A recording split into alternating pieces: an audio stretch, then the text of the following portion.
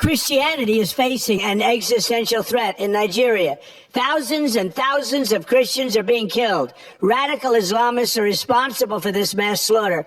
I am hereby making Nigeria a country of particular concern. That's a legal definition. When the Christians or any such group is slaughtered, like is happening in Nigeria, 3,100 versus 4,476 worldwide. What horrible numbers. Something has to be done. I am asking Congressman Riley Moore, together with Chairman Tom Cole and the House Appropriations Committee, to immediately look into this matter and to report back to me. And I mean, like, immediately. We're going to do things to Nigeria that Nigeria is not going to be happy about and may very well go into that now disgraced country, guns a-blazing, to completely wipe out the Islamic terrorists who are committing these horrible, horrible atrocities. I'm hereby instructing our Department of War to prepare for possible action. If we attack, it will be fast, vicious, and sweet, just like the terrorist thugs attack our cherished Christians. The United States cannot stand by while such atrocities are happening in Nigeria and numerous other countries. It's not only Nigeria, it's all over.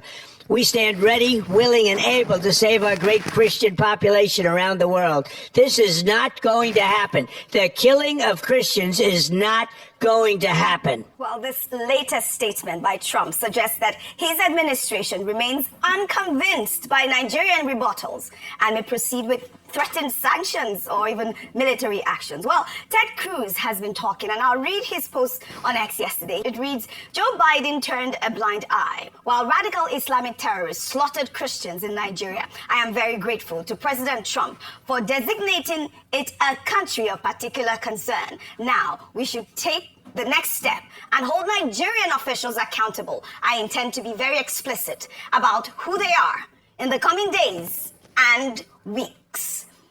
Meanwhile, the federal government of Nigeria, during a press conference in Abuja on Wednesday, accused foreign lobbyists of fueling the narrative of a Christian genocide in Nigeria. The Minister of Information and National Orientation, Mohammed Idris, stated that government findings point to a network of external actors, particularly in the United States, deliberately promoting divisive and misleading portrayals of Nigeria's security challenges.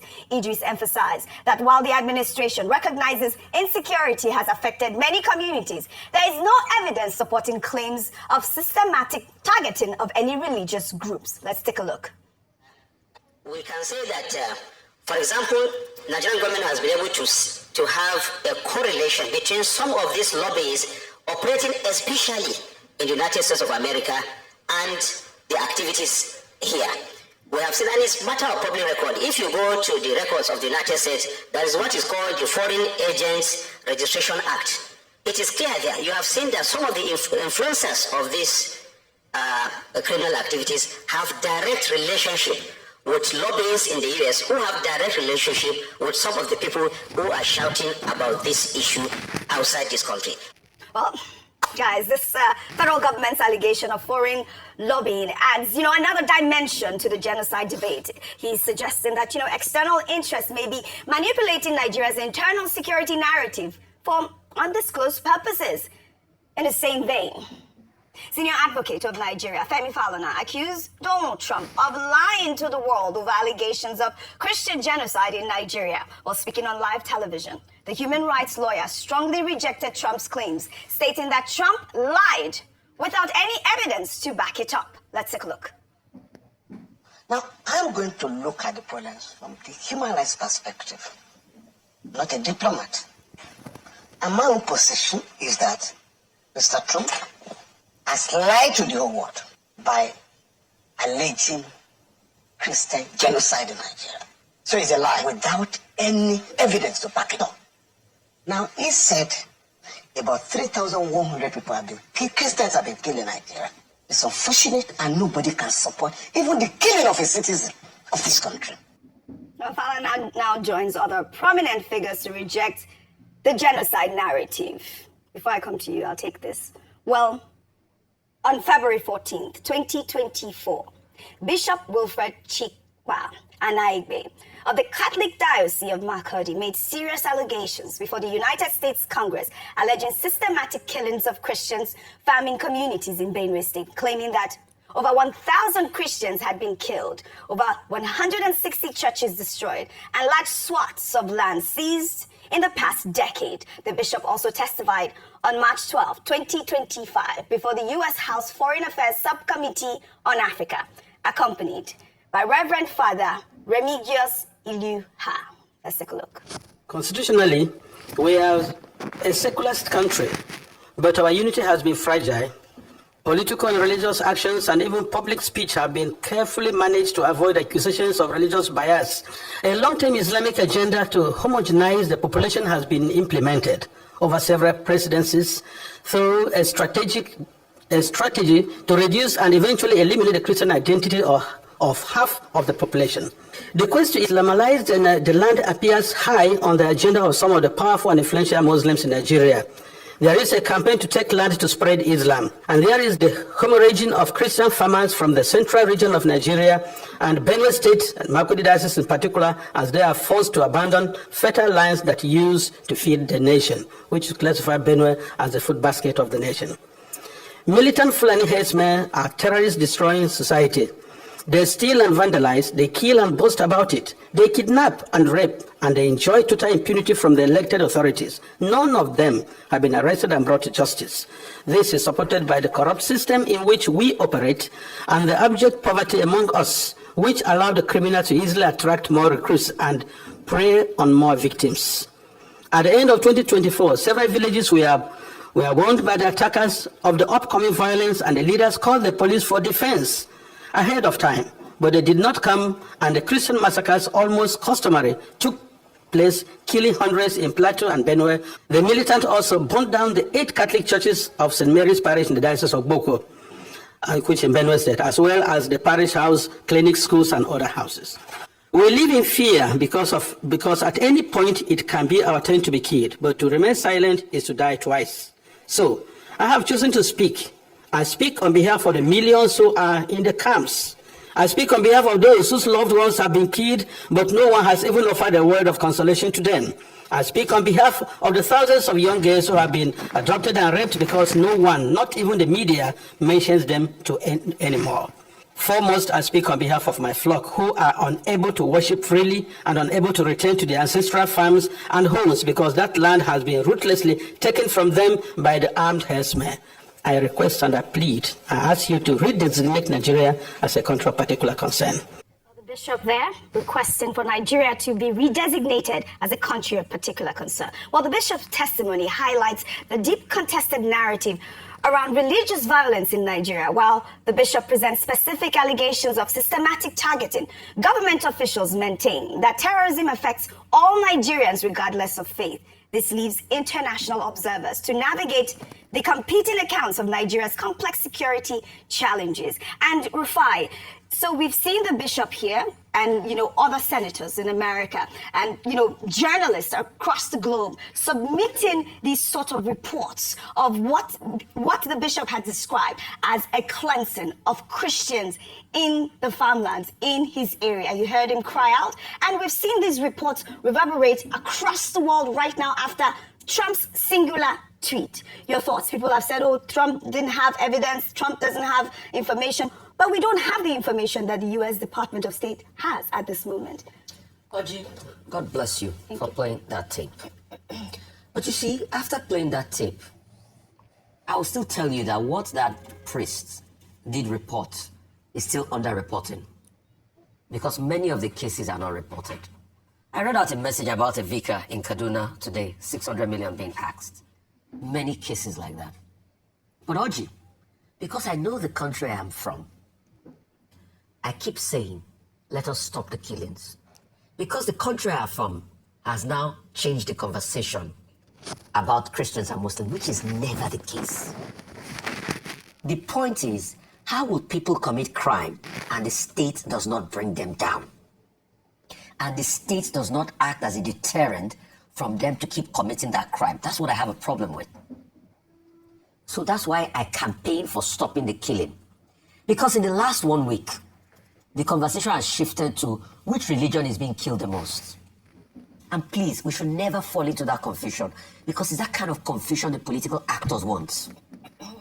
In all of this, none of them have come out to say, these are the advised steps we are going to take to stop the killings. The conversation has been call Trump a liar, pit religions against each other, make a case that others too are being killed. But does it stop the killing of people? No. It doesn't. No. So please, the charge for the Nigerian government today, and the charge for everybody, Christians and Muslims and Shakmono worshippers and Ifa worshippers, we should all be united. We are all Nigerians. All right.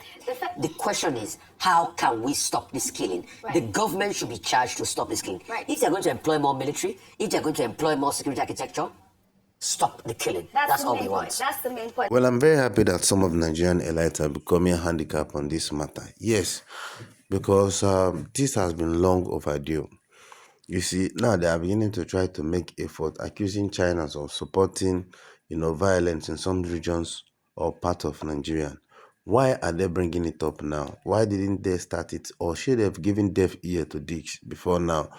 So why are they now making research to find out that it was a foreign aid that is helping, the terrorism in this country? Why did they keep quiet all this while? Now that Trump had decided to come in to wade in and to take this country, as a priority, now they now want to start working. Anyway, I want to commend Trump very, very well, and I pray that Trump doesn't go back on his decisions, because it's really going to help us a whole lot. This has long overdue. A lot of cry since 2014. People have been begging and calling on to look into this matter. Now, if you look at the people who has been, whether genocide or not, just how do you know? Look at the persons, the particular group of persons who have been buying in this case. You look at them, look at the region, look at the number. There is no game lying about it. It is very, very obvious and very, very, you know that the people who are behind, people who are buying mostly are the Christians. Churches burnt down. People will be in their churches on Sunday worshiping. The next thing is massacre. This has been happening. This is not just the very first time. It has been happening. So, and the government are not saying anything about it. They are not bringing any people to justice. They are not bringing anybody to book as regarding what is happening. Go to look at it now. Since about a few days now, it's beginning to reduce. Though we heard of some kidnap 1 or 2, 3 places within the past 5 days, and these are what we are talking about. Look at which are the people that were kidnapped. Some of them were pastor, the bishop, in some of this northern region side. And yet somebody is coming out to say that it's not genocide, that it's not only Christian. All this narrative that they are painting is really not going to work, because I know that this is what they are going to be planning the next thing, just to see where they can push the narrative and confuse people. This has always been politicians in this country. They don't stand out and call a spade a spade. They will rather find a way to fine-tune it, a way to confuse the people, a way to change the narrative. But I think that this time around, whether Trump has interest in the resources or he does not have interest in Nigerian resources, that is not our business. After all, how have you been managing the resources? How have you been managing Nigerian resources? It's now that people want to start saying that Trump have interest in Nigerian resources, and that is why he's trying to send the military to come and disturb the peace, blah, blah, blah, blah, blah. He's not disturbing any peace. How have you been managing the resources all this while? People are being impoverished. People are being in... so how have they been managing the resources all this while? Has it been gainful to the masses, if not just for them? The people who are doing illegal mining, how are they mining it? How are they doing it? Have they brought anybody to book? Is it benefiting the masses? The people who are doing bunkering, is it benefiting people? Some of them are being done by even the military themselves. They have hands in all these things. They gain all these things. We hear some of all these things. Nobody says anything. Now, but yet, the people who, Nigerians, they won't still allow them to take their time to worship, to free of worship. And so let them not just bring this up and try to confuse the people. What is happening has been happening. If you recall, thank God for playing this video. They have given a deaf ear to all these things before now. That bishop that went to make this appeal, these things has been, a lot of appeal has been made. Nobody was saying anything. I remember during the time of Buhari. Buhari was being called, look into this matter, look into this matter, look at what is going on. People, being buying everywhere, in the west, in the north, Christian dominating areas. Go and look at the people who are being bought. They are still Christians. So why would you say that it's not genocide that is happening? Now I know that the elites are trying to find a way to fine-tune this thing, to change the whole narrative, to assume, to confuse people that they are not the one. But we all know the truth in this country. So not until we start saying the truth, nothing is going to move forward. So I pray that Trump doesn't go back on his word, he doesn't back down on his word. And thank God he has taken this country as a particular interest. And we must see to the end of it.